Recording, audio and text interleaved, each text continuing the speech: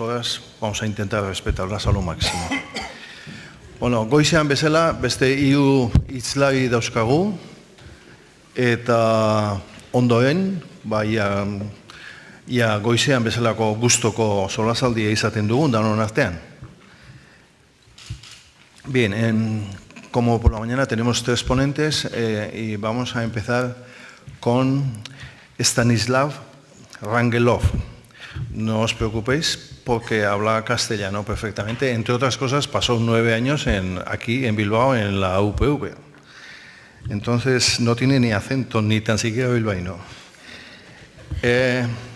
Stanislav es doctor en Economía Financiera y Gestión de Empresas. En la actualidad es coordinador de las políticas de empleo y el Fondo Social Europeo para España, en Bruselas, en la Comisión. Es el funcionario europeo responsable de la gestión de los fondos que tanto solemos invocar. Nunca mejor dicho, es el señor de los euros. Perdona que este calificativo, pero no lo puedo evitar. Pocas veces podemos poner cara y ojos a la persona que mucha gente lo tiene presente. Antes de dedicarse a las políticas de empleo, ocupó altas responsabilidades en el área de educación de la Comisión Europea. Es también un experto en temas de innovación, enfoque que será prioritario en su ponencia. Su ponencia nos va a hacer atisbar el futuro próximo, los siguientes 8 o 10 años de las políticas de empleo estarán regidas por los principios que él ahora nos va a explicar. Por tanto, mejor escuchar, si le escuchamos de manera directa, pues sabemos a qué nos atendemos para lo que luego reparta, autorice, ya sabéis lo que. Stanislav, Arratsaldeon, tienes la palabra.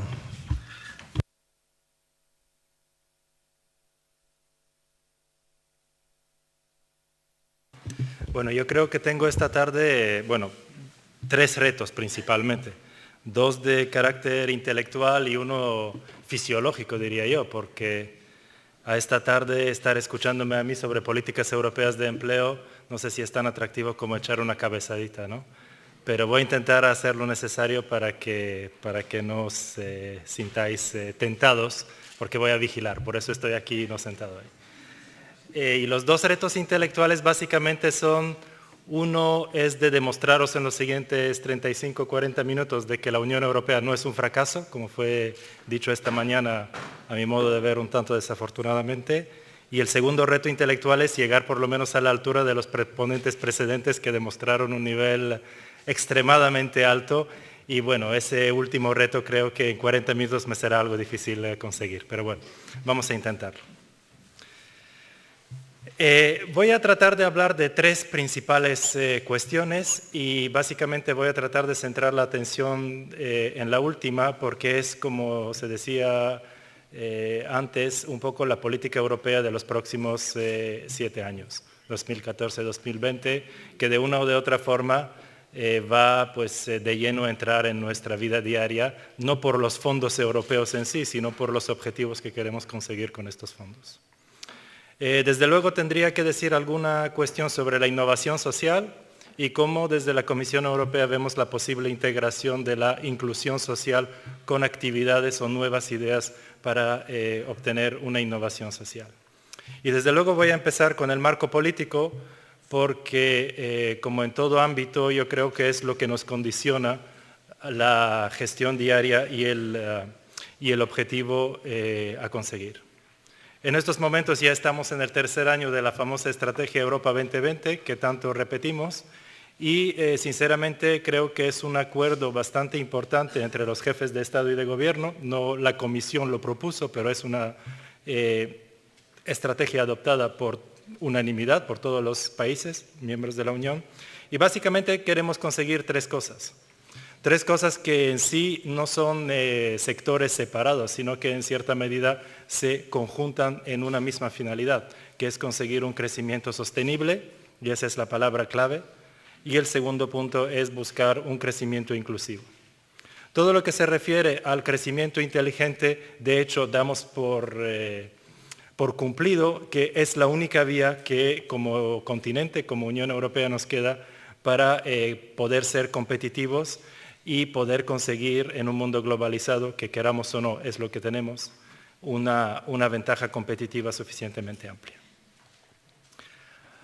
Bien, en la Estrategia Europa 2020, a diferencia de la Estrategia de Lisboa, que era el periodo anterior, donde no muchos políticos se sienten satisfechos de verdad porque no fue un éxito extremadamente amplio, lo que se fijan son una serie de criterios y objetivos muy claros.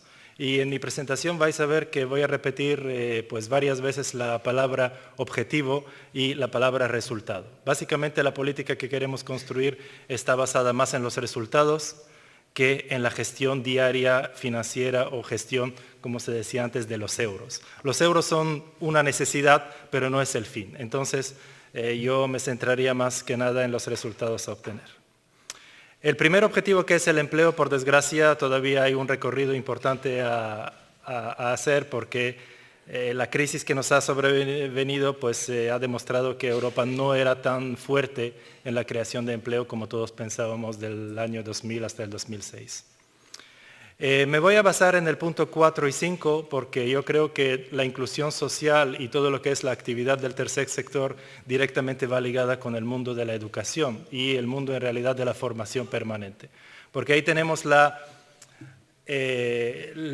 desviación, ¿no? De decir yo tengo X años de educación, ¿es esto suficiente para tener una vida laboral que dura 45 años? Desde luego que no. Desde luego lo que es la formación permanente es este valor añadido que podemos conseguir.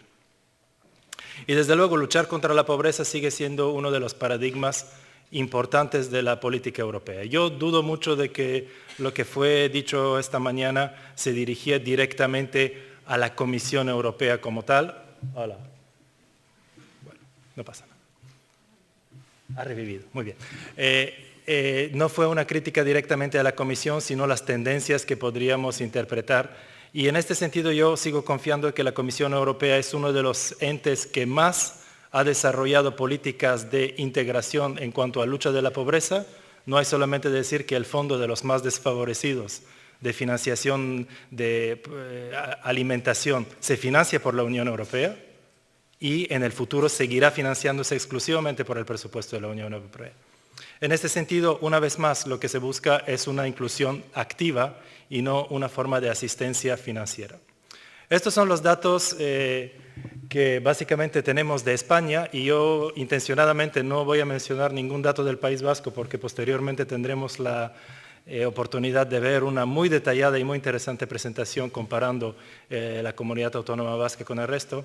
Es solamente para ilustrar que sinceramente la tendencia que se había producido después del año 2005 era positiva. Había una tendencia de reducción de la pobreza comparativa y una idea, por lo menos, de asegurar políticas de inclusión. Por desgracia, la curva empieza a torcerse en la parte negativa una vez que hemos llegado al fatídico año 2007. Y España en general hoy en día está por debajo de la media europea cuando tuvo una tendencia muy positiva en los años anteriores. Ya sé que la tendencia en el País Vasco no sigue en la misma dirección, los datos son un tanto más alentadores, pero aún así es una cuestión a tener en cuenta como impacto potencial. Y aquí, para que no os dormáis, un poco voy a cambiar de tercio. ¿Conocéis a este señor? ¿No? Bueno, pues os voy a contar la historia porque es un poco la idea que se esconde detrás de la innovación social y luego os voy a soltar pues todo lo que es la parte administrativa que os quería contar. Básicamente este es un señor brasileño mecánico que en el 2002 descubrió por una casualidad de que se puede hacer luz con agua. Y os voy a enseñar un pequeño vídeo. Expresamente en internet podéis encontrar en muchos idiomas, pero yo he encontrado un pequeño vídeo, es 2 minutos creo, que la gente se expresa en filipino, ¿vale? Hay subtitrado en inglés, así que aunque no lo entendáis, luego ya os voy a tratar de explicar de qué va. Pero primero vamos a verlo.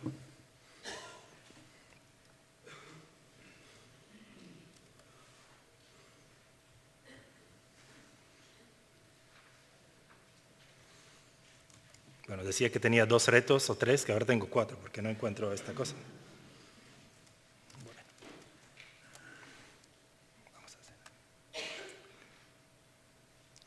Bien, pues Itong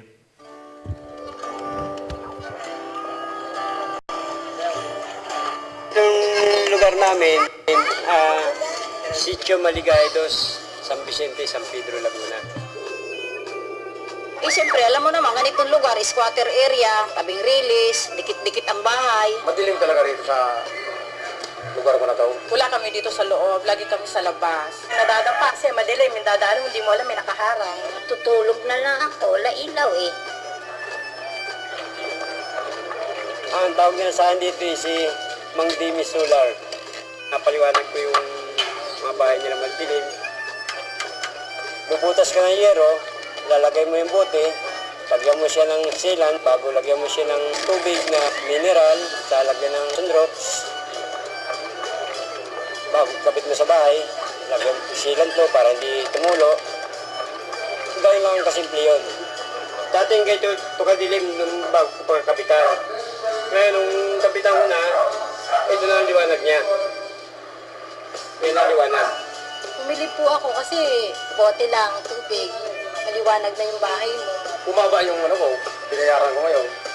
Simula nung makapitan ako dito. At saka itong solar bottle bulb na to, hindi mainit. Dahil sa bote na yan, sa solar na bote na yan, gumanda ang araw namin. Ang nalagyan na namin ito ay bali 643. Gusto nga namin tuloy-tuloy para marami nga matulungan mga tao rin na yung maliwanagan mga bahay nilang madidilim. Parang katulad. bueno, voy a pararlo aquí porque luego hay una publicidad de la asociación que lo ofrece y a mí no me pagan, entonces no lo puedo ofrecer. Pero básicamente habéis visto cuál es la idea. Cojo una botella de plástico vacía, lleno de agua, añado unas pocas gotas de lejía para que no se enverdezca, abro un agujero en mi casa, y esta es la casa de verdad, no es una película, y ya tengo luz en un sitio donde antes vivía en la plena oscuridad. Y esto, sinceramente, lo he elegido como vídeo en filipino, básicamente para que veáis lo que siente un extranjero a venir a vivir en un país, sea el País Vasco, sea en otro país europeo. Prácticamente no entienden nada. Y en este sentido, cuando hablamos de inclusión social, tenemos que pensar en las personas, no solo inmigrantes, pero también de otros colectivos que estamos tratando de comprender, ayudar y tratar de integrar.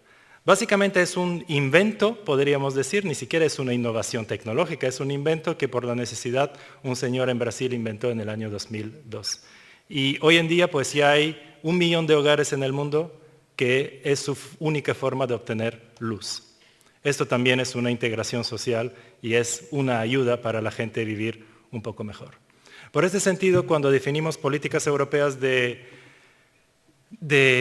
inclusión, todo lo que es integración, tenemos que pensar que para nosotros en Europa la inclusión social es algo completamente diferente de lo que entiende esta población o lo que se entiende en otros remotos rincones del mundo. Pero aún así tenemos que tratar de integrar y ayudar a cualquier individuo a que se sienta en nuestra sociedad en un conjunto tanto culturalmente como intelectualmente como económicamente. Básicamente la Unión Europea en el 2013, en febrero, adoptó una guía específica de enmarcar en cierta medida las diferentes labores de innovación social que se estaban realizando. Y en este sentido siempre hablamos de nuevas ideas y unas ideas que gestionan o generan unas nuevas relaciones. Esta mañana se hablaba de la comunicación y la interactuación entre los individuos y las organizaciones. Básicamente lo que buscamos con la innovación social no necesariamente es conseguir unas rupturas en cuanto a las relaciones en las personas, pero simplemente enriquecerlas con darles nuevas oportunidades. Desde luego tenemos que buscar alguna demanda social y yo creo que en cuanto a demandas nos sobran los ejemplos. Y básicamente lo que tratamos de buscar, tanto en la innovación social como en toda actividad de inclusión, es que no solamente el fin sea social, sino también la forma de conseguirlo, podamos decir que es equivalente con nuestra responsabilidad social. Y aquí también es el balance entre la sociedad y el individuo, ¿no? En muchas sociedades tenemos el gran problema del individualismo. ¿Para qué me voy a ocupar de los demás si yo vivo perfectamente bien? Pero ahí está exactamente el valor añadido de la sociedad y nuestro enfoque, por lo menos desde la Comisión Europea, es tratar de integrar todos estos diferentes enfoques desde un lado, tratar de incluir todo lo que se refiere a demandas sociales, necesidades que existen pero que no se cubren por otros agentes, no son interesantes, por ejemplo, para que se desarrolle una actividad mercantil, no hay beneficio, no son interesantes tampoco para que se genere una nueva actividad empresarial o a veces incluso las instituciones públicas las ven o como algo alejado o como algo extremadamente caro.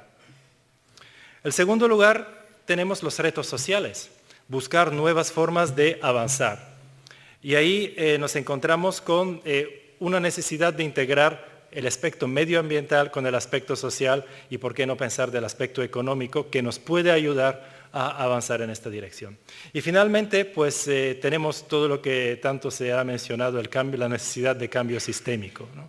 Ese es el punto donde tratamos de integrar todo en uno. A veces resulta bastante difícil y creo que es más bien dentro de la esfera del inmediato teórico que una oportunidad pragmática de que se vaya a realizar.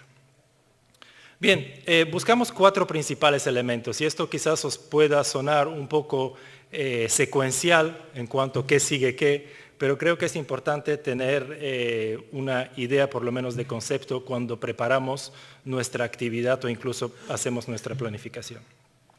Obviamente tenemos que identificar una nueva idea o algo que responder. Tenemos que, desde luego, desarrollar soluciones que puedan satisfacer las necesidades que hemos encontrado.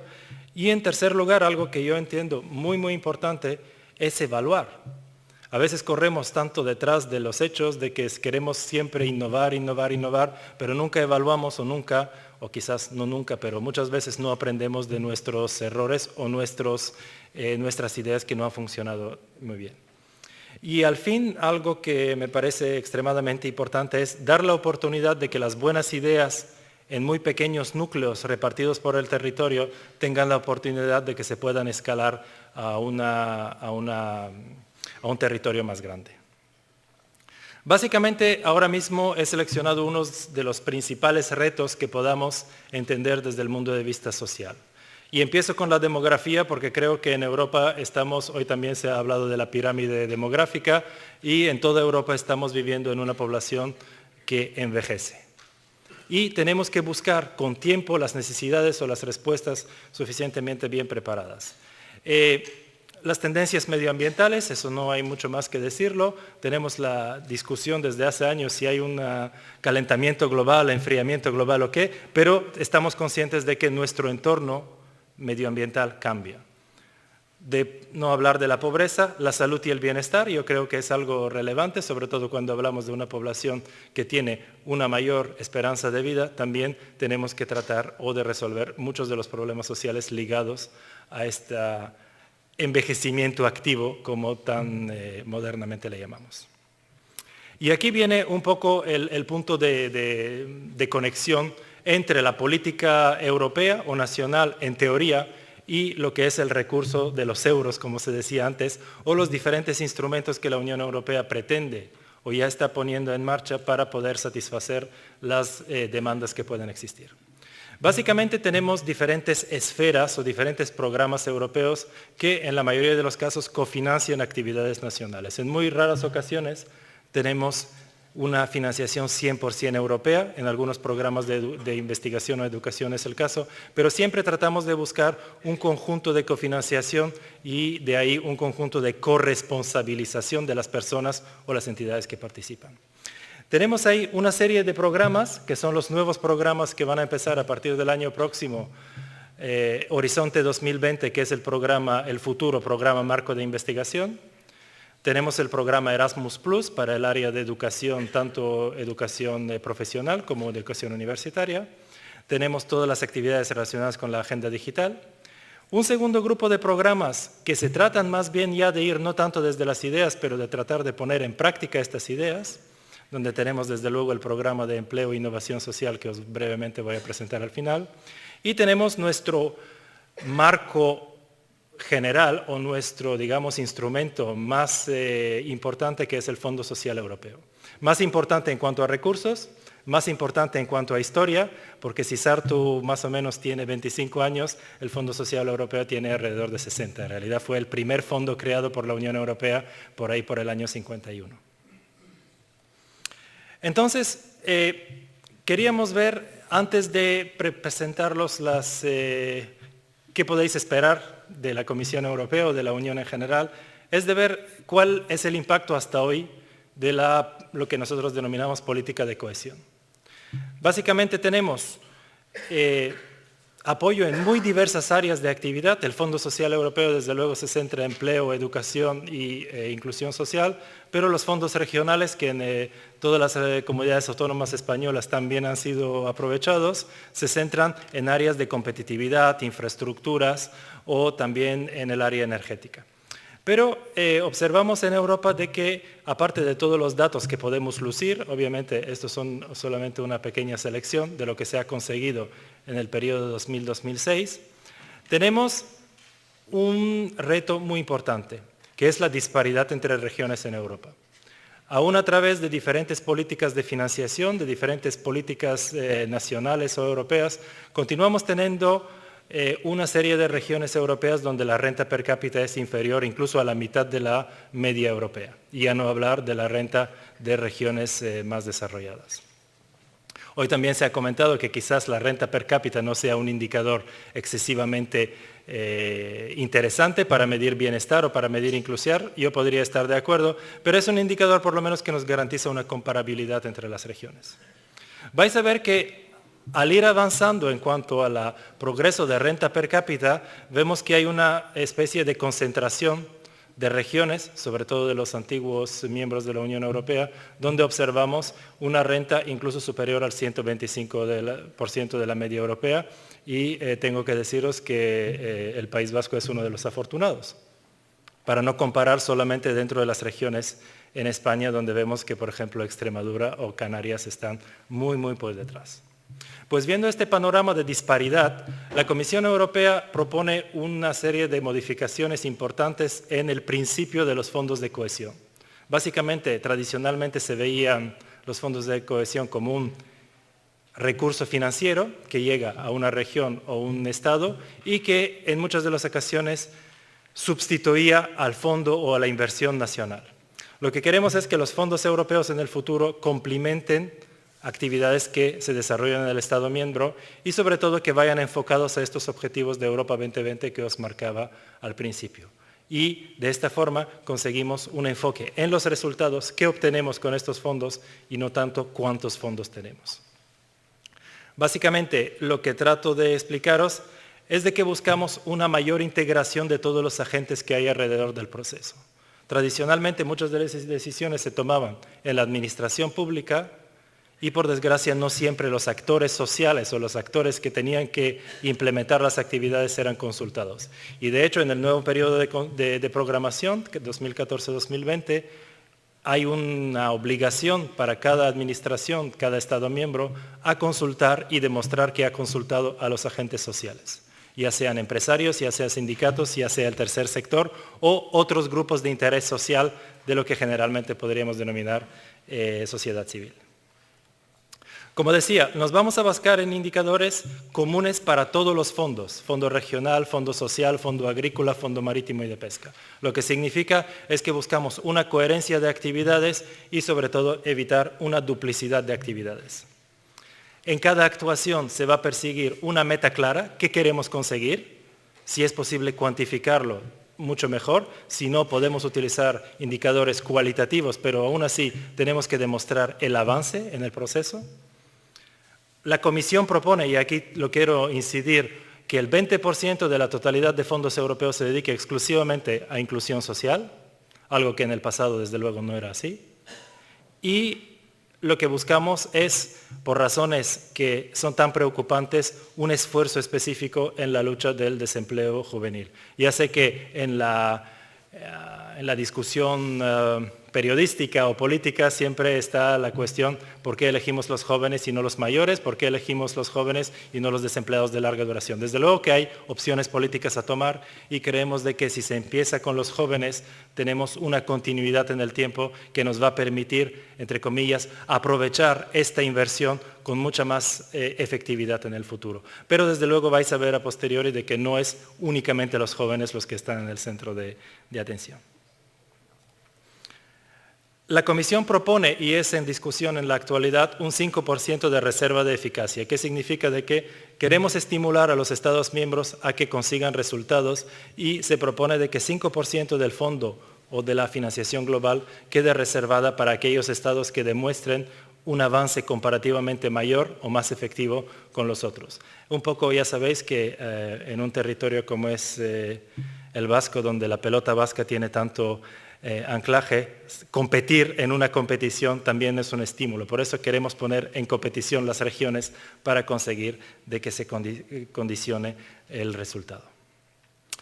Desde luego, esto no es por sí solo posible. En este sentido, lo que la Comisión busca es de que se consiga un acuerdo de asociación conjunto para todos los fondos y que básicamente cada programa operativo, que es el instrumento que existe en la Unión Europea para llevar a cabo las actuaciones, sea coordinado en el tiempo. Como ya decía, tenemos Europa 2020 como nuestro objetivo, nuestra pequeña obsesión, pero también buscamos que los programas tengan un anclaje y tengan en cuenta el específico desarrollo de las condiciones en cada región o cada comunidad autónoma o estado. Desde luego buscamos, como decía antes, una coordinación entre proyectos. En este sentido, evitaremos en la medida de lo posible de financiar duplicaciones de actividades por diferentes fondos. Y básicamente queremos buscar una eficiencia en la capacidad administrativa. En el futuro, en las siguientes diapositivas os voy a enseñar un poco, pues, cómo podríamos avanzar en la simplificación, porque yo entiendo que muchos de vosotros, partiendo del mundo asociativo, os preocupa la carga administrativa de gestión que puede provocar una financiación europea. Pero antes de ello, me centraría solamente un minuto en las diferentes prioridades temáticas. Obviamente, los retos han cambiado en los últimos años y las nuevas prioridades temáticas que la Unión Europea se ve ante ella también han cambiado. En un principio, seguimos con todas las actividades vinculadas a la competitividad, tanto pequeñas y medianas empresas como sociedad de la información, desde luego innovación, van a seguir como puntos importantes, pero hemos cambiado en cierta medida lo que son los indicadores o los objetivos temáticos del Fondo Social Europeo. Por un lado tenemos el fomento del empleo, esto desde luego va a quedar como un importante elemento. Tenemos la inversión en educación, que continúa siendo la mejor inversión y no el gasto como tradicionalmente se le identificaba, dado que todos los estudios lo demuestran que un euro invertido en educación infantil nos da una reducción de cargas en el futuro que no es imaginable por ningún mercado financiero. En este sentido, invertir en educación nos garantiza que los gastos públicos van a ir reduciéndose en el futuro, porque cada persona que se encuentra en exclusión social, para ella es un pequeño desastre, pero para la sociedad también, midiéndolo como gasto o midiéndolo por la falta de oportunidades. No voy a entrar en detalle porque lo tenéis, creo, en la documentación que se os ha entregado, las diferentes específicas actuaciones que se podrían financiar o que, de hecho, son ideas que pueden tener un impacto importante. Tenemos el acceso al empleo y aquí yo sinceramente saludo a todas las asociaciones que trabajáis en la formación para el empleo porque es un elemento importante de reintegrar la gente que por desgracia han perdido su empleo o nunca han tenido una oportunidad real a tenerlo. Y desde luego tenemos el nuevo concepto de garantía juvenil que queremos que en los próximos años logre tener un cuerpo, porque por el momento, por desgracia, es solamente un concepto. Hay muy pocos países europeos que de verdad han llegado a implementarlo y creemos también que la garantía juvenil es la oportunidad de ofrecer en un periodo limitado, se ha fijado por el Consejo Europeo 4 meses, una opción para una persona joven para que no esté inactivo. Una práctica, un curso de formación, un empleo, todo es posible para esta persona salvo dejarlo inactivo y dejarlo en la tendencia o en la inactividad prolongada. Un otro elemento que yo entiendo en España tendrá que tomar algo más de impacto es todo lo que es el área de emprendedores y autoempleo. Si uno compara la dinámica, se observa que en España en general hay una no suficiente proactividad en cuanto a la toma de riesgo. Y no digo toma de riesgo insensata, sino la toma de riesgo objetiva por la capacidad que uno siente para desarrollar su propio negocio. Vemos que la primera salida para la gente de larga duración en desempleo podría ser incluso el autoempleo, si no necesariamente está involucrando un recurso financiero, que a veces el empleo directo en otra empresa. En el área de integración social y lucha con la pobreza, una vez más vais a ver que las prioridades están mucho más dirigidas en la integración activa. Básicamente lo que queremos es huir de la forma de asistanado, no sé si es la forma creo que no es correcto, suena muy raro. ¿Cómo es? Asistencialismo, eso es. Sino de que dar todas las personas por lo menos un punto de partida digno y igual. También queremos específico enfoque en las comunidades marginadas, sobre todo en muchos de los países de la Unión Europea todavía tenemos un trabajo importante a hacer con la comunidad gitana, que por desgracia tiene un declive muy importante, tanto desde el punto de vista laboral como de salud, como de integración social. No olvidamos desde luego lo que es la discriminación. Desde los orígenes el Fondo Social Europeo, como su objetivo principal, lucha contra la discriminación por cualquier criterio. Y yo entiendo que ahí vosotros hacéis un trabajo formidable en de que no es cuestión de raza o sexo de que se puede tratar a una persona de forma diferente y gracias a vuestra actividad se consigue un resultado muy importante.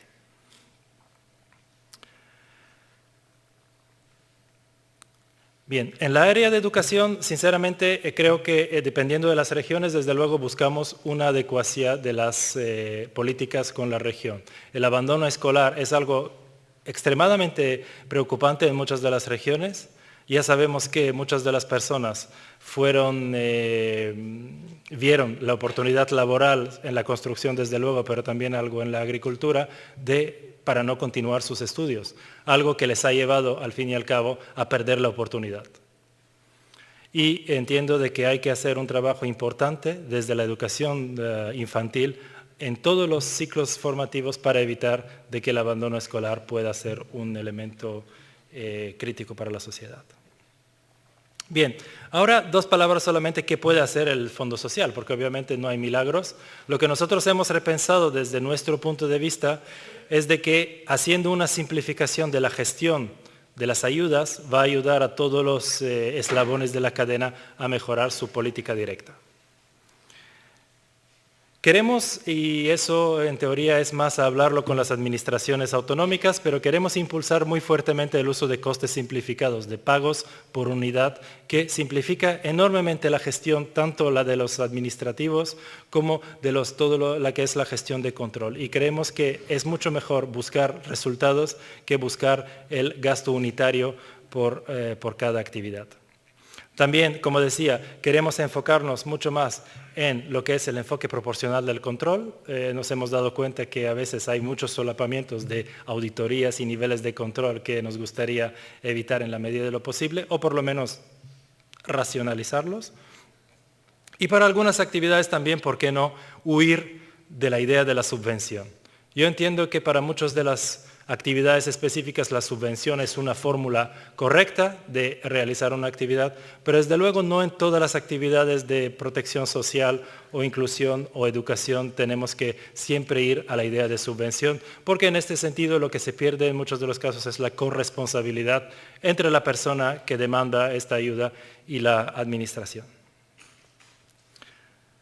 Básicamente la innovación social, que es el punto que nos ocupa, la vemos horizontalmente. Por eso en todos los objetivos temáticos no habéis visto nada que se llame innovación social en sí. porque creemos que la innovación social puede ir ligada a cualquier otro objetivo temático, a cualquier actividad puede estar desarrollada por el tercer sector y cualquier actividad puede estar desarrollada en una idea innovadora y un proyecto innovador. En segundo lugar, lo que os recomendamos en la medida de posible es de que tratáis de buscar la fórmula correcta para experimentar nuevas oportunidades.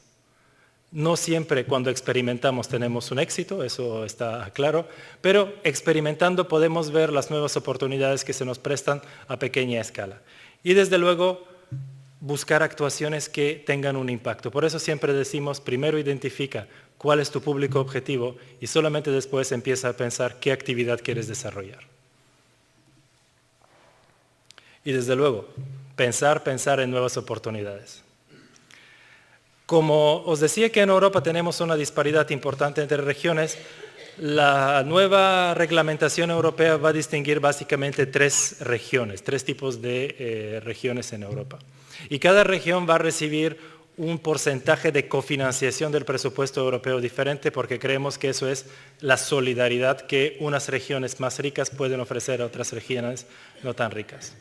Básicamente las regiones menos desarrolladas que están aquí en el mapa van a recibir un índice de cofinanciación europeo más elevado a sus actividades y otras regiones que tienen un desarrollo de por sí más elevado en cuanto a renta van a recibir una cofinanciación menos importante por la Unión Europea, pero en todo caso va a ser consecuente ya que es 50%.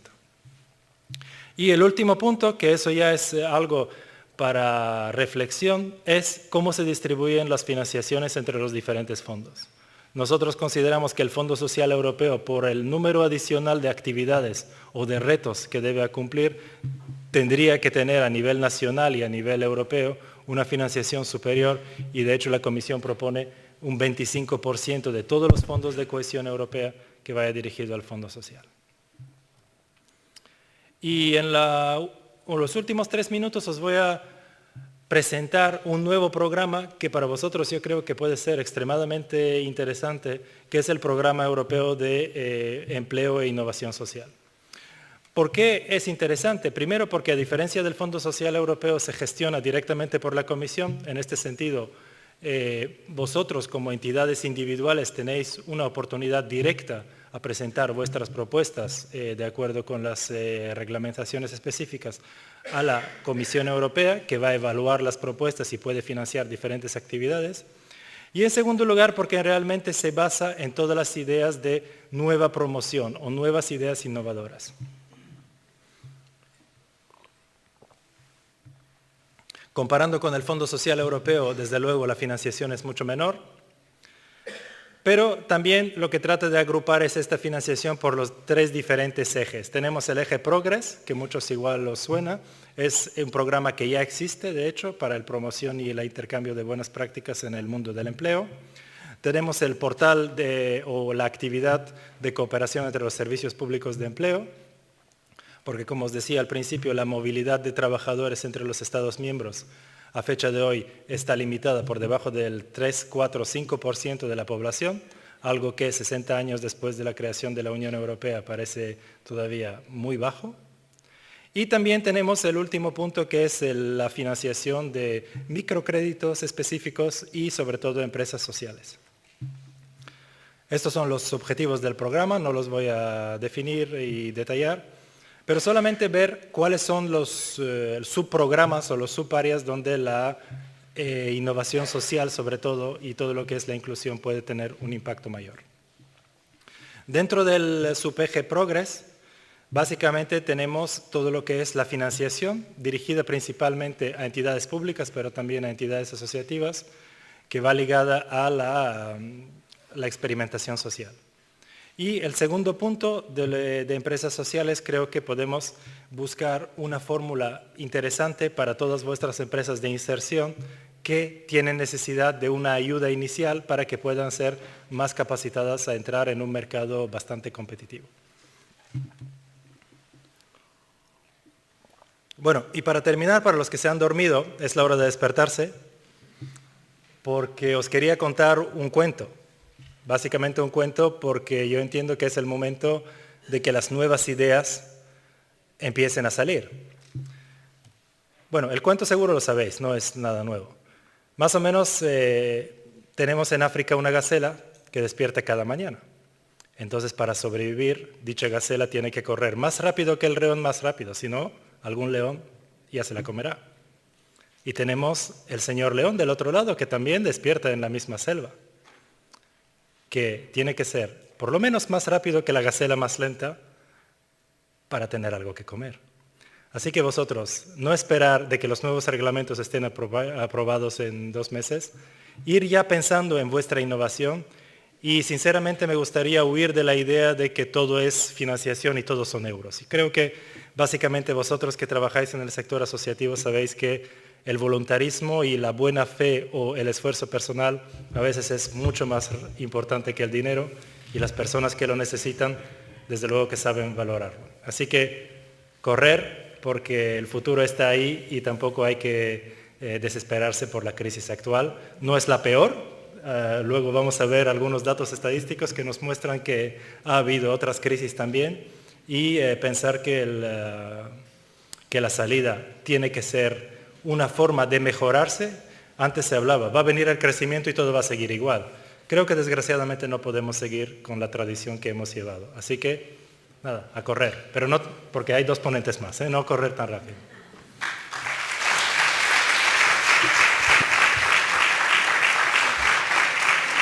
Vale, eskerrik asko, Stanislav. Ikusi duzu, nahiko ausarta izan dela eta ez dela iskutatzen. Solasaldia edo debatean izango dugu aukera Europa frakaso bat deno ez jakiteko eta si todo son euros o no. Cuando son pocos, pues cada uno es más grande. Eso es sencillamente lo que pasa. Hablaremos de todo eso en el debate, esperamos. Stanislav ha demostrado que es valiente y está aquí dando la cara. Bien, Luis Sanzo. Luis Sanzo es sociólogo. Es el responsable del área estadística del Departamento de Empleo y Políticas Sociales del Gobierno Vasco, departamento en el que trabaja desde el año 1981, dato que es importante porque es un poco, bueno, su trabajo hace que la memoria estadística de nuestra sociedad, la foto, pues sea más fiable porque lleva todos estos años. Una de las tareas de Luis es elaborar el EPDS, que cada 4 años, que muchos de vosotros conoceréis. Es también una suerte tenerlo en nuestra comunidad, en nuestro país, porque gracias a esas herramientas no se puede mejorar lo que no se puede evaluar. Y creo que Stanislav también estaba de acuerdo en eso. Bueno, el EPDS nos sirve para muchas cosas, como nos va a demostrar Luis en su ponencia. Bien, en sus datos y cuadros vais a ver muchos datos. Yo esta mañana cuando le he oído a vuestra presidenta Igone que han pasado 100.000 personas por Sartu, son las 100.000 personas que están dando vueltas en esas estadísticas. Él los evalúa, vosotros le ponéis caras y ojos, ¿no? Bien, Luis Sanzo, sube chat. Bueno, pues buenas tardes. Gracias por la invitación por parte de Sartu y felicidades por los 25 años. Me han pedido específicamente que hablara de la geografía humana de la crisis en Euskadi y es lo que voy a hacer, pero primero voy a hablar de qué tipo de crisis, a qué tipo de crisis nos enfrentamos en Euskadi, porque es una crisis específica. En primer lugar, hay que decir que no se trata de una crisis local, ni tampoco una crisis estatal, sino que es una crisis de empleo que afecta al conjunto de Europa, con alrededor de 6 millones de ocupaciones perdidas en la Unión Europea entre 2008 y 2012, equivalentes más o menos a un 3% del nivel de ocupación del 2008. Un aspecto muy importante es que esta crisis tiene, en segundo lugar, un carácter ante todo industrial, algo que en nuestro caso pues, no se suele oír habitualmente, porque el diagnóstico es que básicamente es una crisis sobre todo del sector de la construcción. Bueno, la realidad es que esta crisis tiene fundamentalmente un componente industrial en el ámbito europeo. Un 42,6% de la caída de la ocupación corresponde a la industria manufacturera, por 30,8% en la construcción, 21,3% en los servicios y 5,3% en la agricultura y la minería. La industria asume además el papel desencadenante en la crisis de empleo. En el periodo central, donde se pierden más empleos, más del 50% de las pérdidas ocupacionales en Europa corresponden a la industria. Las pérdidas, además, y esto es un dato fundamental, se inician con bastante anterioridad a la crisis financiera. Se observan en la mayoría de los estados de la Unión Europea a partir de 2006 e incluso a partir de 2005 en los principales estados europeos, principales en el sentido de población: España, Francia, Reino Unido, Países Bajos y Alemania. Estas pérdidas de ocupación industrial, además, tienen carácter universal en el contexto de la Unión Europea. No se trata de un fenómeno más localizado, como ocurre con la construcción o los servicios. La caída es de un mínimo del 3% en el área de influencia de Alemania, con una caída media del 14% en Europa. Por lo tanto, una crisis importante en el contexto europeo. Lo que sí es cierto, en tercer lugar, es que esta crisis en los países intervenidos, o que se verían sujetos a algún tipo de medida de intervención o rescate, se extiende de forma decisiva, en algún caso hasta ser más importante que la propia caída industrial, al conjunto de los sectores de la economía. Y en este contexto, pues, España se convierte en la máxima perdedora de la crisis europea, tal y como vamos a poder ver en los siguientes gráficos. En este contexto, en los estados de la Unión Europea, donde se observa en cada sector una dinámica ocupacional negativa, comprobamos que España aporta un 16%, es difícil manejarse aquí sin ratón, alrededor de un 17% de la caída del empleo, de la ocupación en el sector de la industria manufacturera, el 40% de la caída total de los países donde se observan pérdidas de ocupación en la construcción, pero lo que es bastante más desconocido es que llega al 45,8% en el caso del resto de la economía, es decir, básicamente en el sector servicios. Esto es un rasgo muy característico de la crisis en España, no solo la extensión de las pérdidas de ocupación al sector servicios, sino una fuerte concentración dentro de la Unión Europea, dentro de los países que pierden empleo en ese sector, una fuerte concentración en España de esas pérdidas. Esto explica, por otro lado, otro de los datos clave, y es que entre 2007 y 2012 España pierde un 15,7% de su ocupación por apenas un 1,8% en el conjunto de la Unión Europea. Dentro de los países occidentales, un máximo del 2,2% en Italia, e incluso algunos países consiguen crecer en términos ocupacionales. Yo esto le suelo llamar la excepción española, que no es únicamente la excepción española de lo que ha ocurrido ahora, sino también de lo que ocurrió en la crisis de los años 70 y 80, donde, a diferencia de lo que ocurrió en la mayor parte de los países europeos, donde el sector servicios fue capaz de compensar en el propio periodo de crisis las pérdidas ocupacionales de la industria y de la construcción, en España eso no ocurrió así. Y realmente, en un contexto histórico, realmente podemos hablar de una excepción española que se produce en el proceso de reconversión de los años 70 y 80 y que, en mi opinión, vuelve a reproducirse en estos momentos. En cierta forma, porque los factores objetivos que lo explicaron en su momento han seguido teniendo cierta vigencia. En Euskadi, la crisis de empleo tiene un componente mixto. En su fase inicial, Euskadi sigue el modelo europeo dominante, caracterizado por un mayor impacto de la caída ocupacional en la industria. Sin embargo, a diferencia de lo que ocurre en los principales países europeos, la prolongación de esta crisis acaba acercándole al modelo español, participando también la Comunidad Autónoma de Euskadi de la extensión de la crisis de empleo a la construcción, fundamentalmente, y en menor medida, pero también, aunque de una manera bastante concentrada en el tiempo, por suerte, aparentemente por lo que estamos viendo en 2013, a los servicios. Pero aún y todo, a pesar de este componente mixto, Euskadi comparte con Europa la dimensión, ante todo industrial, de la caída del empleo. En ese sentido, entre 2008 y 2013, la industria recoge un 49,1% de las ocupaciones perdidas, por un 37,8% de la construcción y un 13% del resto de la economía.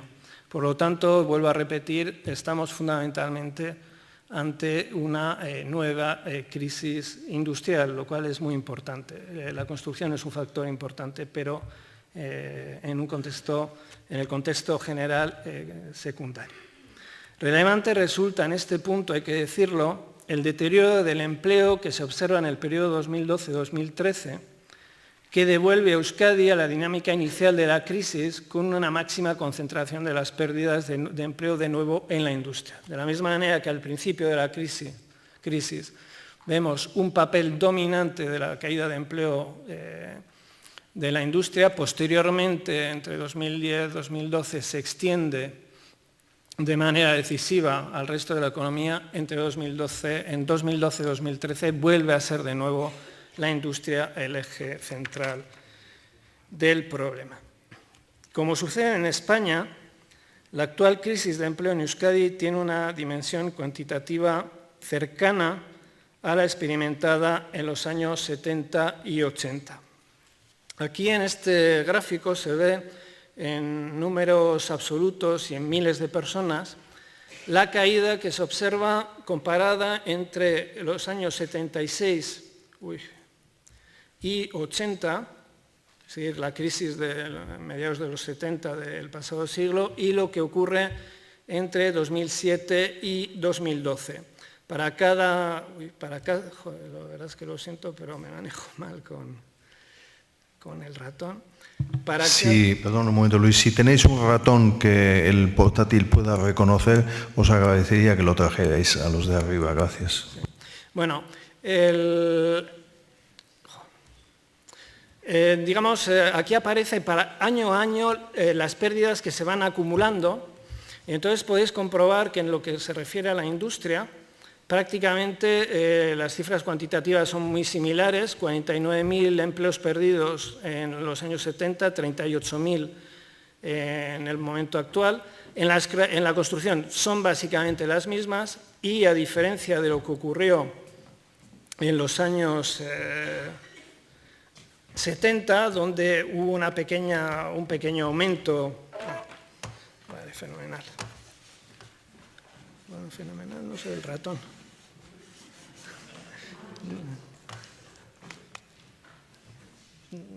No aparece el ratón.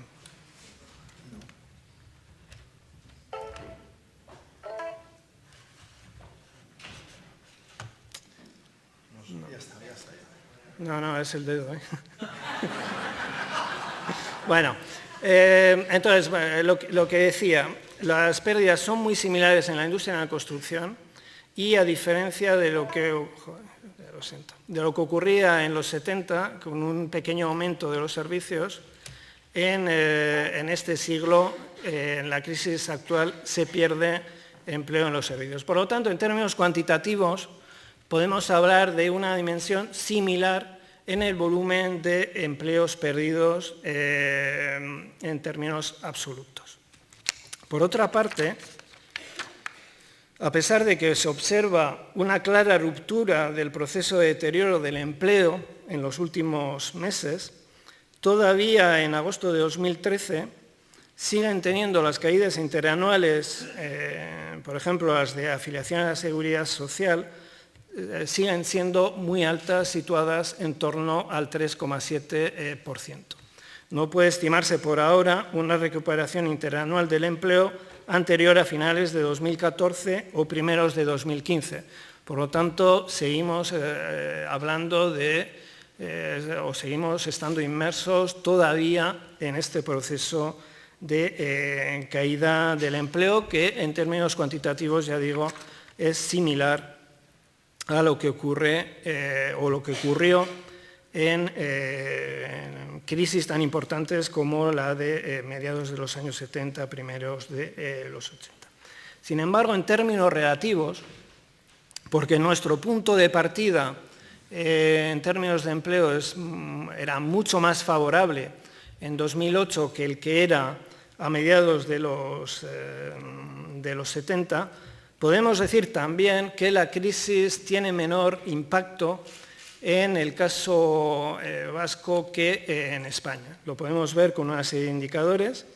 Frente a una caída del 17,4% de la ocupación en España entre 2007 y 2012, la caída es del 7,5% en Euskadi, menos de la mitad.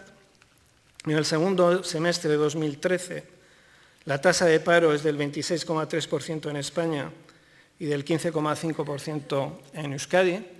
Y sobre todo lo que para mí es el dato más importante, y es el que voy a tratar de ver si me funciona bien el dedo en el siguiente gráfico, es que entre las comunidades autónomas con mayor PIB en España, Euskadi es la única que consigue pasar el periodo de crisis 2009-2013 con una tasa media de desempleo sustancialmente inferior a la de 1993-1997, es decir, la anterior crisis importante a la que se enfrenta la comunidad autónoma. Lo podemos ver aquí. Euskadi tenía en el periodo 93-97 un 91,9% de desempleo por término medio. Esa tasa se reduce al 12,7% en esta crisis, y esta caída tan sustancial no se da en ninguna de las otras zonas. En el caso de Madrid, que es una evolución ligeramente también favorable, se pasa de 19,1 a 17,1. En Navarra se aumenta la tasa media de paro del 12,6 al 13,9, y en Cataluña del 19,1 al 19,7. Esto cualitativamente tiene mucha importancia porque en el periodo 93-97 la comunidad autónoma vasca en este contexto era la que tenía más nivel de desempleo y en estos momentos es la que tiene menos. Si comparamos aquí la evolución en azul de las tasas de paro en el País Vasco y las de España, podemos ver cómo hasta mediados de los 90 Euskadi siempre tenía una tasa de paro superior. A partir de ahí empieza una tendencia descendente paralela a la española, pero empieza a distanciarse a primeros de siglo, ya digamos ganando diferenciales de menor paro con respecto al resto, y aquí podéis ver cómo de alguna manera la reacción de la crisis es bastante mejor, y no solo es bastante mejor con respecto, digamos, a lo que se observa en España, sino, y eso es tan importante desde un punto de vista cualitativo, es mucho mejor con respecto a lo que se observa en los picos de otras crisis. Por lo tanto, Euskadi se aleja tanto de la dinámica española como de su propia dinámica en crisis anteriores. Un hecho que en el caso español es bastante único. Otro dato que yo creo que es de particular relevancia es que Euskadi tiene en 2013 algo que no se suele visualizar de una manera muy clara, tiene indicadores ocupacionales mejores que los que tenía en 1997, cuando ya se había empezado el proceso de salida de la crisis. Para una población sustancialmente igual, que aumenta más o menos, yo diría un 4%, tiene un 21,3% más de población ocupada, tiene un 22,9% menos de personas desempleadas y en el colectivo, en el grupo central de población potencialmente ocupada entre 16 y 64 años, tiene en 2013 un 63,3% de población ocupada frente a 50,7% en 1997, es decir, alrededor de 13 puntos más. En términos de indicadores de pobreza, podemos observar un proceso similar. Euskadi acentúa su posición favorecida con respecto a Madrid y Cataluña en el indicador de pobreza real. Voy a utilizar el indicador de pobreza real que utilizamos en la encuesta de pobreza y desigualdades sociales, que es un indicador que mide, teniendo en cuenta los ingresos, patrimonio y condiciones de vida a largo plazo, cuáles son las circunstancias que pueden ser definidas como de pobreza real. Entonces, en este indicador observamos que frente a diferencias a favor de Euskadi de 2,6 a 3,6 puntos en 2007-2008, se amplía a alrededor de 6,8 y 6,1 en 2010-2011. Aquí, si consigo manejarme, veis que en Euskadi la crisis tiene un impacto, pero tiene un impacto muy superior en Madrid o Cataluña, que además tenían niveles de pobreza superiores a los de la CAE a principios de la crisis. Por lo tanto, también en estos indicadores hay una mejora. En este gráfico, por otro lado, podemos ver que aunque la crisis hace repuntar al alza de 4,2 a 5,3% la tasa de pobreza real en Euskadi, sin embargo, los datos disponibles hasta 2012 muestran un incremento moderado que no ponen en entredicho los avances observados hasta 2008 en la reducción de la pobreza. Tanto en el indicador en azul de pobreza real, indicador objetivo, como en rojo el indicador de percepción subjetiva de aquellas personas que se consideran a sí mismos pobres o muy pobres, vemos que el salto, la caída sustancial que se produce entre el 86 y 2000 se mantiene sustancialmente a pesar de un pequeño repunte al alza en 2012. Aquí voy a tener un poquito más problemas para explicaros este cuadro, sin manejarme bien, pero bueno. Lo que en este cuadro hemos hecho es comparar la situación del País Vasco con los Países Bajos, Bélgica, Alemania y Reino Unido, los principales estados de perfil similar al de Euskadi en el sentido de gran desarrollo urbano. Tenemos 4 puntos, que es, por un lado, el dato del 2008 del país considerado. A continuación, el dato correspondiente a la comunidad autónoma en aquel año con el umbral del país de comparación, utilizando paridades de poder de compra, es decir, que se compara no la tasa que sale en cada caso, en este caso del 40% de la mediana, sino el 40% de la mediana del país comparado, ver qué tasa tendríamos en esos términos en Euskadi con ese umbral en paridad de poder de compra, y las dos columnas siguientes lo mismo para el periodo 2011-2012. Los datos reflejan que, salvo en la comparación con el Reino Unido, donde seguimos mejorando con respecto al Reino Unido y tenemos una tasa inferior, se observa que hay un deterioro comparativo atribuible al mayor impacto de la crisis en Euskadi, pero que aún y todo, a pesar de este mayor... ¿Ahora funciona esto? Creo que sí. Sí, mira, qué bien. Bueno, a pesar de este aumento, pues por ejemplo, en comparación con Bélgica, nuestra tasa comparada pues aumenta de 2,4 a 4%, frente a un aumento del 3,2 a 3,6% en Bélgica.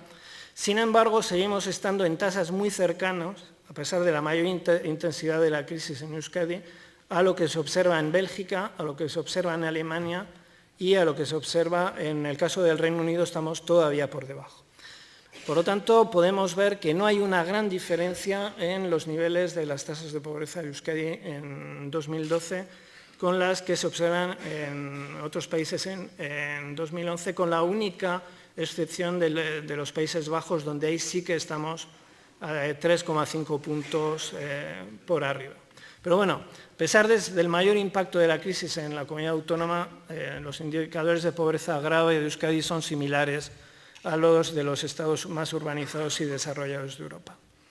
En la comparación, además, hay que tener en cuenta que hay estructuras de acceso a la vivienda diferentes, con un peso bastante importante de la propiedad en Euskadi, que tiene sus pros y sus contras, pero que en la parte de los pros hace que haya un nivel de costes comparativamente menores en el acceso a la vivienda, por ejemplo, en términos del peso que tiene la propiedad pagada en Euskadi. Y si comparamos indicadores concretos, pues mucha dificultad para llegar a fin de mes, problemas de comida, atraso en pagos básicos, mantener el hogar en caliente en invierno, semana de vacaciones fuera del hogar, afrontar gastos imprevistos, tanto para el 2008-2011, en el caso del país comparado, que en este caso es el mejor situado, que son los Países Bajos, y nuestra evolución, en el caso de Euskadi entre 2008-2012, pues podemos ver que se matiza bastante con respecto a lo que veíamos en el gráfico anterior. Para empezar, se observa que prácticamente todos los casos también hay deterioro en Europa, es decir, aumentan las tasas. Y luego lo que es el dato más importante es que la diferencia del indicador vasco con respecto a los Países Bajos, el país, digamos, que utilizamos como representativo de los menores niveles de pobreza, pues realmente no son en general importantes, no pasan de un punto. En algunos indicadores incluso Euskadi está a la par, como por ejemplo a la hora de afrontar gastos imprevistos. Y el único, digamos, punto donde hay una sustancial diferencia es en el mantener el hogar caliente en invierno. En fin, lo que quiero decir es que realmente los indicadores de pobreza en Euskadi no difieren o no se alejan mucho, a pesar de la crisis, de lo que se observa en los países más avanzados de Europa y más comparables en términos de desarrollo urbano, económico, etc. Bueno, a la vista de lo señalado hasta ahora, surge, por tanto, la siguiente pregunta básica. ¿Cuáles son los factores objetivos, porque existen, que explican la contradicción, por un lado, entre unos indicadores de paro y de pobreza sustancialmente mejores en 2012 que los que existían, por ejemplo, en el punto de inicio de la recuperación a mediados de los años 90, y una percepción social, sin embargo, de la crisis como algo que nunca se había conocido hasta ahora? Hay factores objetivos que lo explican. ¿Cuáles son estos factores, estas dinámicas? Lo vamos a analizar, bueno, vamos a tratar de desentrañar la cuestión analizando las dinámicas más significativas en la evolución, por un lado, del desempleo y, por otro lado, de la pobreza. En el ámbito del desempleo, el primer dato que llama la atención de esta crisis es la importancia del paro masculino. El empleo se derrumba entre los hombres en el periodo de crisis, con un 91% de la caída de ocupación del periodo correspondiente o atribuible a los hombres, un proceso asociado lógicamente al impacto diferencial de la crisis en dos sectores como la industria y la construcción muy masculinizados. Las implicaciones en términos de tasa de paro es que tenemos una tasa de paro masculina en 2013 superior entre los hombres, 15,4% frente a 13,5% entre las mujeres. Sin embargo, empezando, digamos, a analizar un poco el fondo de la cuestión, se constata que en otras crisis la caída del empleo masculino también llegó a concentrarse fundamentalmente en más de un 75% de los casos entre los hombres. Las tasas de paro comparada masculinas resultan bastante cercanas, además. Actualmente están en el 15,4%, se acercan al 16,4% del 96 y al 17,1% del 86. Lo que realmente ha cambiado, y en este caso a mejor, es que se observa un muy inferior impacto del paro femenino en Euskadi, situado en el 13,5% en 2013, cuando en otros periodos de crisis, 86 y 96, se situaba en el 31%. Esto determina un importante cambio en la distribución interna del paro, con un peso relativo mayor de los hombres. En 2013 suponen el 57,5% del desempleo por 43,8% en 96. Este, por cierto, es un elemento de riesgo de cara al futuro, porque de consolidarse de forma estructural las pérdidas ocupacionales observadas en la industria de la construcción, esto supondría un peligro para la recuperación del empleo masculino, un problema que, bueno, pues que podría llegar a ser importante y que, en cierta forma, en anteriores crisis, pues, bueno, pues Euskadi fue capaz de superar y de recuperar el empleo perdido. Un segundo rasgo importante de esta crisis es el aumento del paro de larga y muy larga duración. Aumenta en ese sentido la importancia del paro de larga duración.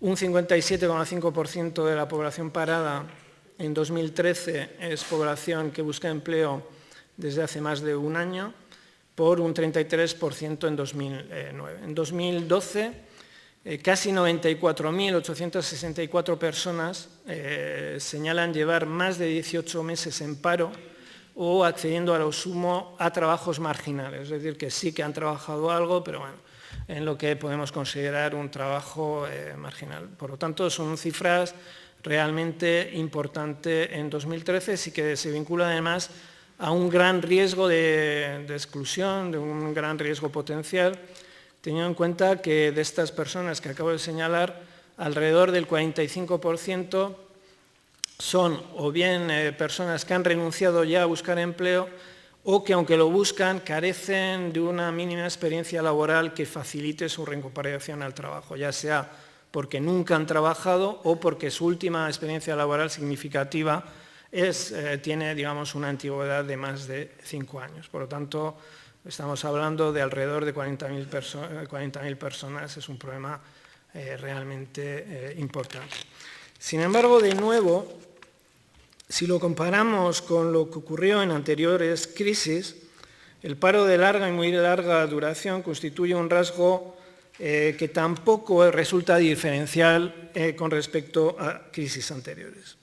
La proporción de personas paradas de larga duración es del 65,4% en el 86, pero era del 63,1% en 96, y en ambos casos es muy superior al 51,4% de 2012. Es decir, de nuevo, el paro de larga y muy larga duración es un rasgo propio de los periodos de crisis e incluso en el momento actual pues, podemos comprobar que tiene un impacto ligeramente menor. Es decir, que uno de los efectos de que la crisis haya tenido un impacto menor en Euskadi que en otras zonas de España, del Estado, hace que todavía haya mayor capacidad de permanecer o mantener un vínculo con el trabajo y, por lo tanto, menos impacto del paro de larga duración. ¿Cuál es realmente, y aquí entro en lo que realmente explica gran parte de la percepción de que estamos ante una crisis diferente?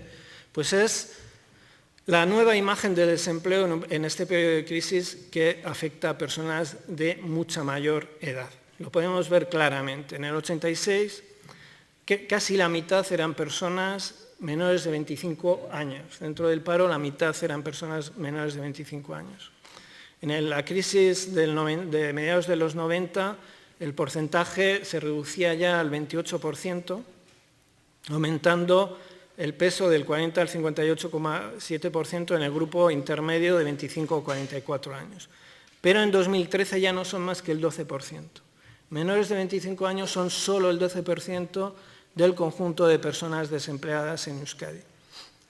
En cambio, el 58,1% siguen siendo, como en el 96, frente al 40% del 86, pues personas entre 25 y 44 años, y en cambio aumenta de cifras en torno al 10% al 30% de personas mayores de 45 años. Estamos asistiendo, por tanto, a un notable envejecimiento de las personas desempleadas. ¿Qué es lo que esto significa? Y esto es el hecho clave, que en comparación con el 96, en 2012 hemos dado un cambio completo. Hemos pasado de tener un desempleo que afectaba sobre todo a personas que residían en el marco de su hogar familiar, prácticamente las 2/3 partes de los parados eran hijos o hijas. Hemos pasado de una situación de ese tipo a una en la que la gran mayoría de las personas desempleadas son personas con responsabilidades familiares o de hogar, es decir, personas que tienen que mantener su hogar. Más de 22 puntos, en torno a 22 puntos más que en el 96. Este es un cambio realmente importante. Lejos del estereotipo de una sociedad afectada principalmente por un problema de desempleo entre la población menor de 25 años, en Euskadi este problema afecta ante todo a personas mayores de 25 años con responsabilidades familiares, y además dentro de la población más joven el problema del desempleo es cuantitativa y cualitativamente mucho mayor entre las personas de 25 a 34 años. Cuando veamos a partir de ahora datos de pobreza, podremos ver hasta qué punto esto se ha traducido en un impacto importante de la pobreza en el grupo de adultos jóvenes. Entrando a analizar en qué medida la crisis ha afectado a la dinámica de los datos de pobreza, el primer dato importante a destacar es que en Euskadi la pobreza afecta fundamentalmente a población trabajadora sin acceso a un empleo estable, ya sea porque tiene una ocupación no estable, ya sea porque se encuentre desempleada. En el siguiente gráfico vemos la evolución histórica a partir del 96 de las cifras de los hogares donde hay alguna persona con un empleo estable. A largo plazo las tasas tienden hacia abajo y además se mantienen en niveles muy bajos. Un dato fundamental es la caída de la pobreza en los hogares de inactivos, fundamentalmente en hogares de personas mayores de 65 años, donde con la excepción de este pequeño repunte vinculado a procesos puntuales de tratamiento poco favorable de las pensiones de viudedad en aquel periodo, hay una tendencia a la caída muy importante, de tal manera que se mantiene, además, entre 2008 y 2012, que hace que pasemos de 13,7 a 3,1%. Sin embargo, en los hogares de personas activas donde no hay trabajadores con ocupación estable, después de caer en casi 11 puntos entre el 96 y 2004, observamos un proceso contrario con un aumento muy importante que llega a situar la tasa en el 25,9% en 2012. Por lo tanto, la crisis, que es anterior además a la crisis financiera, porque estos datos corresponden al primer semestre del 2008, afecta de una manera realmente importante a los trabajadores, a las familias trabajadoras que no tienen acceso a una ocupación estable, ya digo, o bien por estar en paro o bien por tener una ocupación no estable. Este es un primer dato clave, que afecta, por otro lado, a la distribución interna de los problemas de pobreza, de tal manera que en la distribución interna podemos comprobar que el grupo central, es decir, las familias de trabajadores que no acceden a un trabajo estable suponen las 3/4 partes de las situaciones de pobreza en 2012, muy por encima de cualquiera de los datos que se podían haber observado en el pasado. Este es un elemento realmente importante. Aún así, aunque se reduce respecto a las cifras de 47,4% a 52% de 2004 y 2008, todavía un 42,8% de las situaciones de pobreza están directamente relacionadas con hogares en los que al menos una de las personas residentes está ocupada. Hay una caída con respecto a los años anteriores porque la evolución del trabajo estable es buena, pero sigue siendo, bueno, pues 4 de cada 10 está englobado directamente en lo que podemos definir pues, familias trabajadoras pobres. Pero en prácticamente un 90% de los casos, excluyendo este 10% vinculado a familias inactivas, en un 90% de los casos hablamos de familias pobres vinculadas a familias activas, es decir, con vínculos con el mercado de trabajo. Esto es un dato realmente fundamental. Hay 2 matices positivos, pero bueno, voy a pasar porque tampoco tengo mucho tiempo. Un elemento clave de la crisis es que la pobreza real aumenta de forma muy sustancial entre 2008 y 2012 en los hogares de las personas más jóvenes. Lo vemos aquí. Después de haber caído del 13,5% del 2000 a cifras en torno al 9% en 2004 y 2008, aumenta al 18% en 2012. Es la cifra más alta desde que tenemos registros, desde el 96. El punto más álgido fue el 13,5% de 2000, estamos en un 18%. En la parte contraria, en los grupos de más de 45 años, de hogares de personas de más de 45 años, hay una tendencia descendente del 7,9 al 2,2, un pequeño repunte al 2,9 con la crisis, pero en cifras todavía muy bajas. El grupo de 35 o 44 años comparte con los más jóvenes un aumento, una tendencia alcista a partir de 2004, que no se ve afectada demasiado por la crisis. Hay más impacto antes en 2004-2008 que con posterioridad, pero a diferencia de este grupo, tiene menos tasas de pobreza que en el 96. Por lo tanto, el auténtico impacto en términos de pobreza de la crisis es su impacto muy fuerte en la población joven. Aquí en este gráfico veis la evolución, la dinámica de las tasas de pobreza individuales, es decir, se mide en este caso qué porcentaje de personas mayores de 18 años no estudiantes se encontrarían en una situación de pobreza con sus propios recursos personales. Es un dato, digamos, potencial, porque obviamente no todo el mundo vive solo, pero ¿qué ocurriría si tuvieran que vivir de manera sola? Bueno, pues veis que prácticamente en los grupos de más de 35 años, tanto si se trata de personas de 35 o 44 como de más de 45 años, hay una tendencia descendente que se mantiene en el periodo de crisis, pero que cambia completamente de sentido en el caso de las personas de menos de 34 años. Su tasa, que era del 57,9% en el 96 y que baja continuamente hasta el 28,5% en 2008, sin embargo, se dispara al alza en el 41,9%. Con sus propios recursos, más del 40% de la población de menor de 34 años no estudiante, entre 16 y 34 años no estudiantes, se encontraría en una situación de pobreza. Es una cifra tan alta como la que había en el 2000, solo un poco más baja que la de 1996.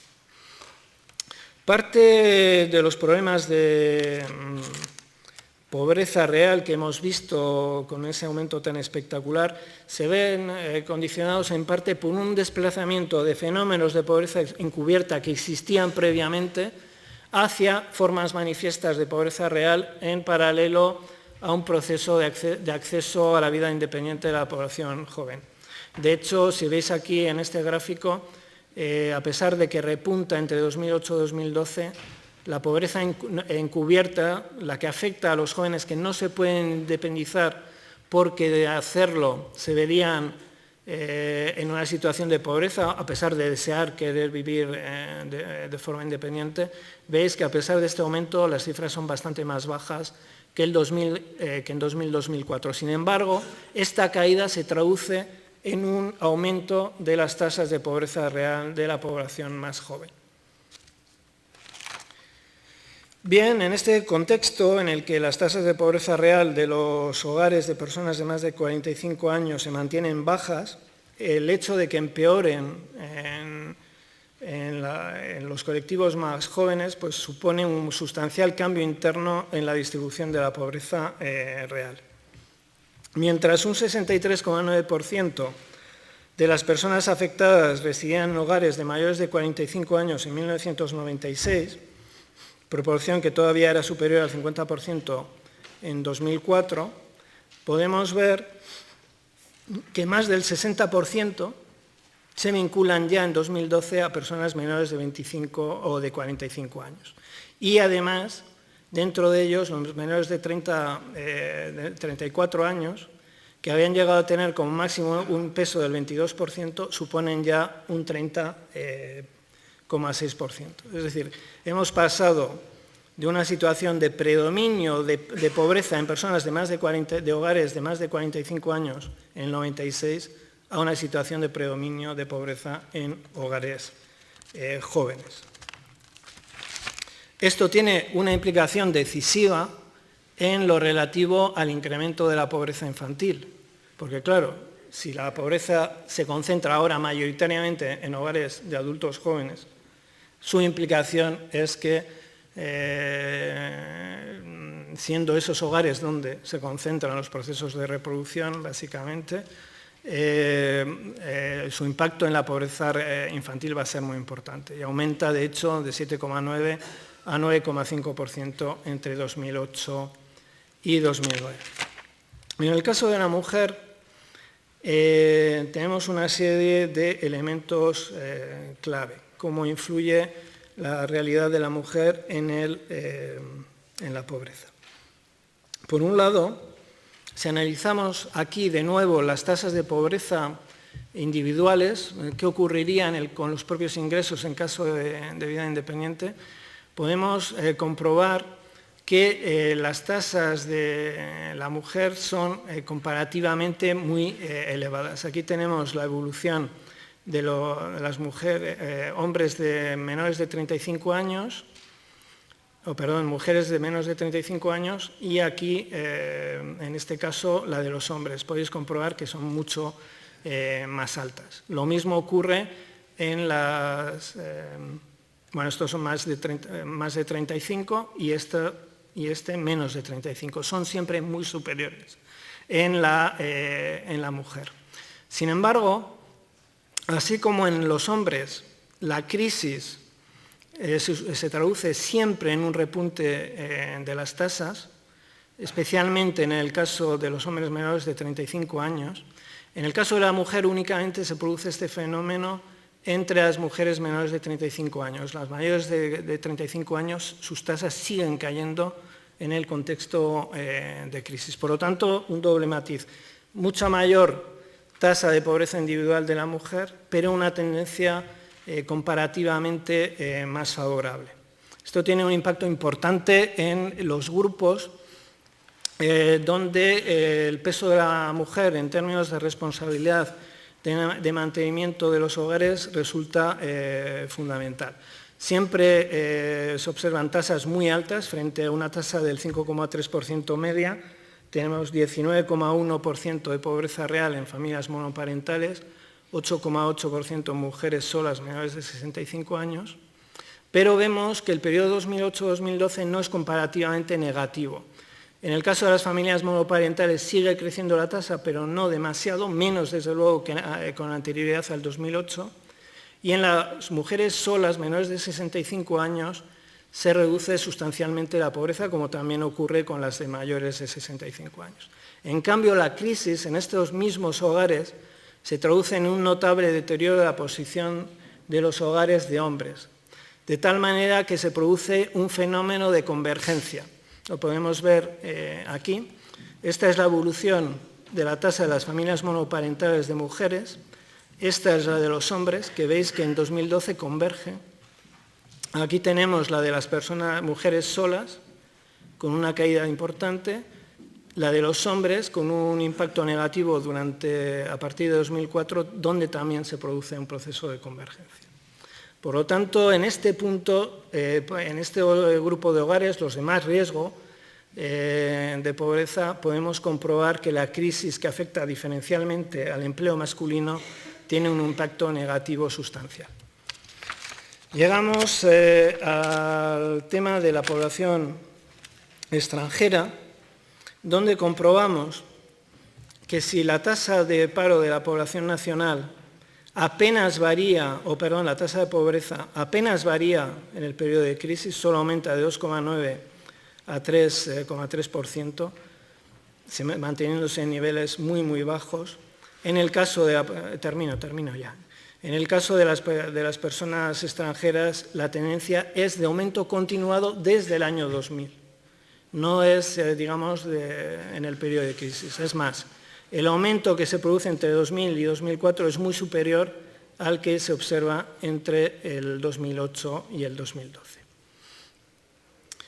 Sin embargo, un elemento positivo dentro de los componentes de la pobreza, mientras la pobreza de ingresos no hace más que aumentar, la pobreza en términos de condiciones de vida a largo plazo en la población extranjera cae sustancialmente hasta 2008 y no se ve demasiado afectada por la crisis.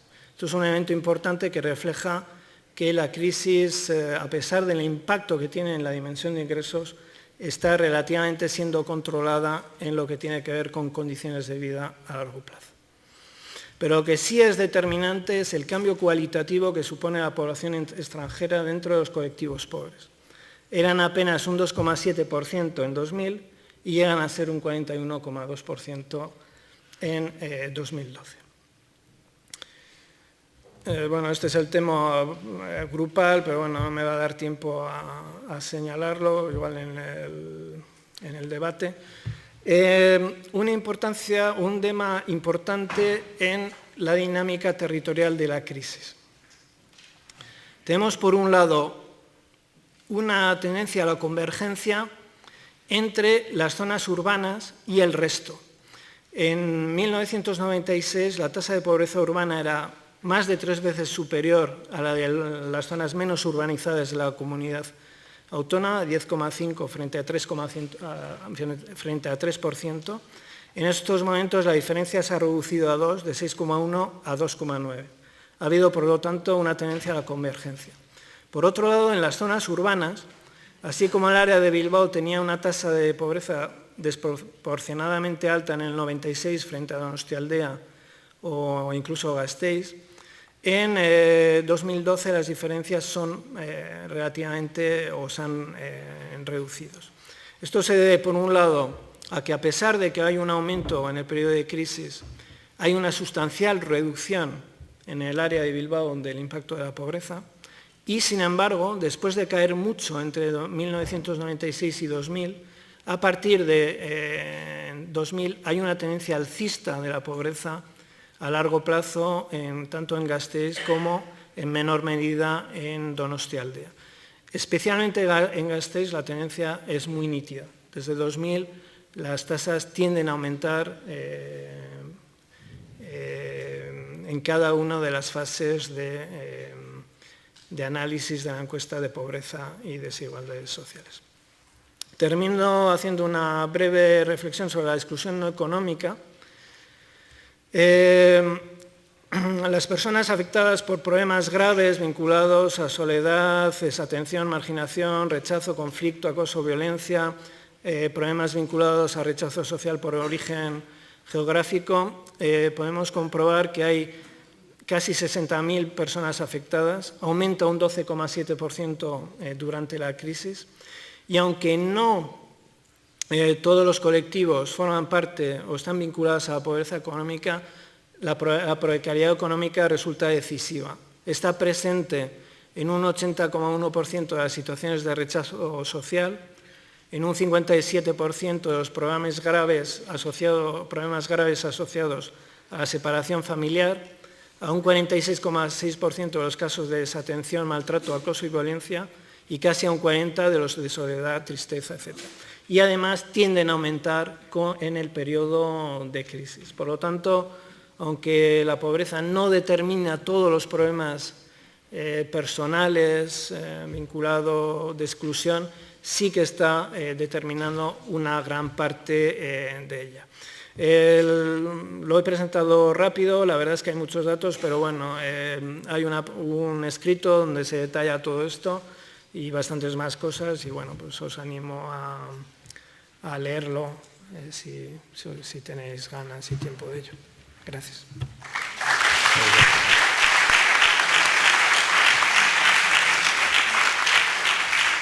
En la documentación está la ponencia, no están todos los gráficos, pero está. Yo te agradezco esta riqueza de datos. Es un documento importante para los que nos interesa conocer la sociedad.